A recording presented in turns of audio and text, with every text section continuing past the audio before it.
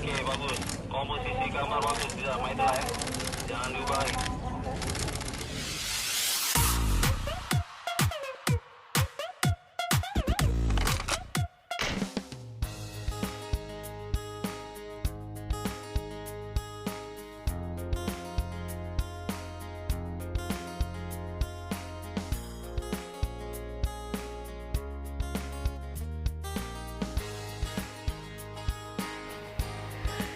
Gubernur Sumatera Selatan Haji Herman Deru menjadi orang pertama yang mendapat suntikan vaksinasi COVID-19 di Provinsi Sumatera Selatan.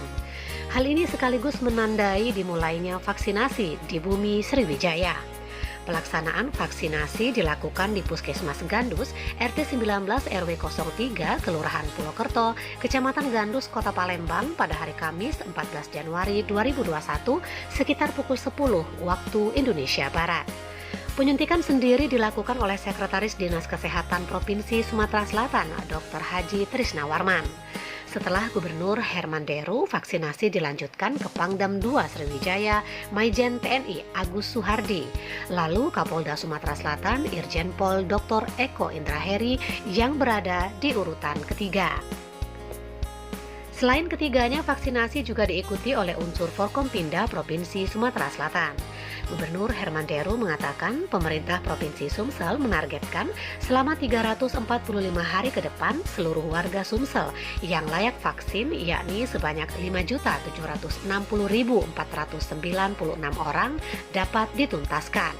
Menurutnya, penargetan dilakukan selama 1 tahun ke depan supaya penyebaran COVID-19 di Sumatera Selatan segera mereda dan aktivitas masyarakat dapat kembali normal. Ditambahkan Herman Deru, vaksinasi telah diatur oleh Undang-Undang Nomor 4 Tahun 1984 tentang wabah.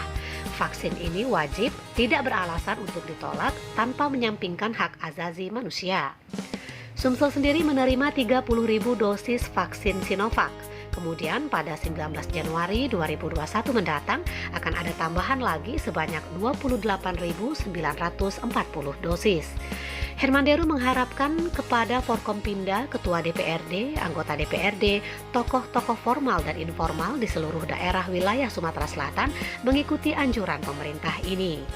Laporan Diansyah dan Kurniawan dari Puskesmas Gandus Palembang untuk Anda. Coba. Oke.